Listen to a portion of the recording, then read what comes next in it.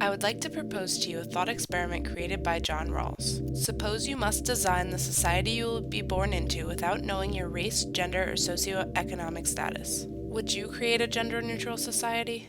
Today we live in an androcentric society and very little is being done to change this. As a society, we have historically been guilty of defeatism. When applied to sexism, this means that since sexism is so pervasive and insidious, there is not much we can do about it even if we change our attitudes and behaviors. Others may argue that combating sexism is too costly. No progress will be made against sexism until men and women work together to understand each other's condition and realize their interconnection. It is important to recognize all aspects of oppression and realize that women are not less successful because they are inferior to men, but instead because they are not granted the same opportunities and resources. When people think of sexism, they are often only aware of institutional sexism.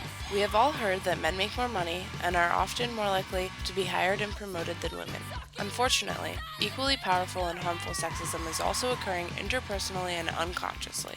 Women are oppressed most by social pressures telling them they must discipline their bodies. Women feel the need to fit a specific mold and go through unnatural and often unhealthy means to try to attain unrealistic ideals of beauty, which often have a negative effect on their mental health.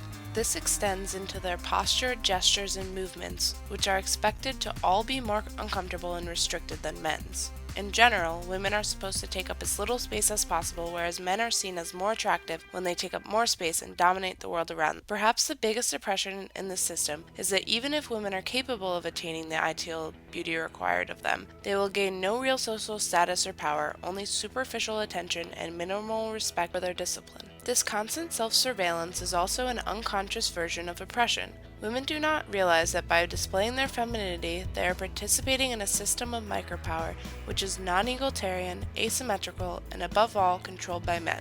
Women internalize social pressures to aim for others' opinion of perfection and allow it to control and construct their sense of self, confusing a pursuit of femininity with their own identity.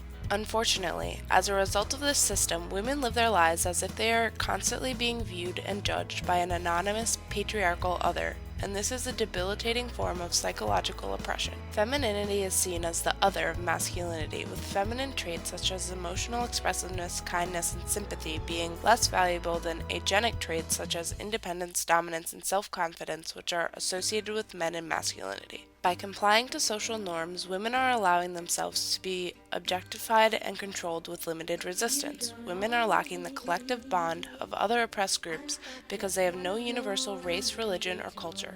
Furthermore, women are incapable of separating themselves from the reliance on men for resources due to institutional sexism. Overall, the defeatist is ignorant to the obvious signs of oppression going on in all spheres of life, whether it be sexual harassment in the office or distasteful jokes which perpetuate harmful stereotypes about women. The defeatist is like an onlooker witnessing bullying who does nothing to try to stop it. He or she may even laugh about the occurrence later with friends, thinking nothing of it. He or she is nearly as much to blame as the bully themselves because they did nothing to try and stop the harmful act. In reality, every individual may take the next step to end sexism by doing their part not to encourage oppression based on sex and gender, by breaking free of the cycle and taking personal and political action against it. Everyone must play their part to try and end sexism.